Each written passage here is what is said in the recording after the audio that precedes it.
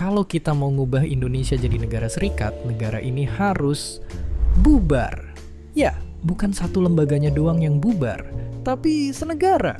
Soalnya gini, sumber hukum tertinggi di negara kita itu udah ngatur bentuk negara dengan sangat spesifik, dan bilang kalau bentuk NKRI nggak boleh diubah sama sekali.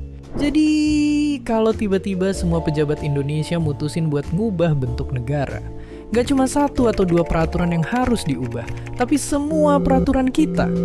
Yang gilanya, sekarang jumlahnya udah ada puluhan ribu. Kalau Indonesia bubar, bakal ada masa kekosongan kekuasaan dan gak ada hukum yang berlaku. Tanpa koordinasi yang jelas antar daerah, bisa jadi ada pemberontakan dan konflik di mana-mana. Dan yang bikin makin ngeri, di tengah kekacauan, listrik bisa padam. Soalnya, sistem listrik di berbagai pulau itu sebenarnya udah terpadu dan diatur sama PLN. Jadi pembangkit listrik di suatu daerah bisa ngasih suplai ke daerah lain yang butuh. Tapi biar seru, ayo berandai-andai kalau pejabat negara kita berhasil. Ya, bayangin kalau abis ngumumin Indonesia berubah bentuk dan ngebubarin negara. Mereka berhasil ngatasin kekacauan sementara, lembur bikin undang-undang, dan akhirnya lahirlah negara baru. Tiap daerah di Indonesia bisa punya aturan yang sangat beda-beda. Mirip kayak yang di awal video tadi. Oke, sebenarnya sekarang daerah-daerah emang udah punya kewenangan sendiri, tapi terbatas. Nggak bisa ada peraturan yang nggak sesuai sama peraturan pusat.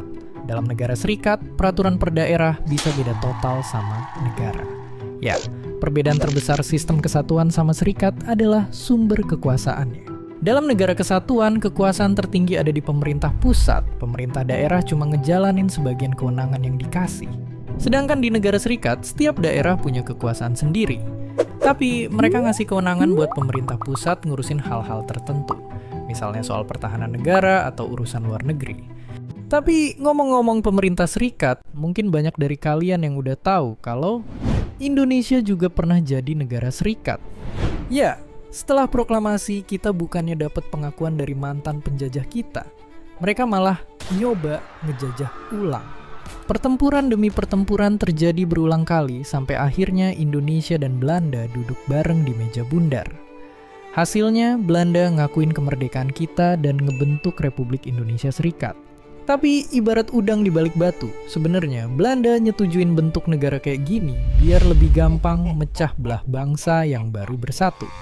Untungnya persatuan negara kita saat itu lebih kuat. Dan tokoh dari berbagai daerah lebih milih bikin negara kesatuan tanpa campur tangan. Antek-antek asing. Respon runtuh dalam kurang dari setahun dan lahirlah Indonesia kayak yang kita kenal sekarang.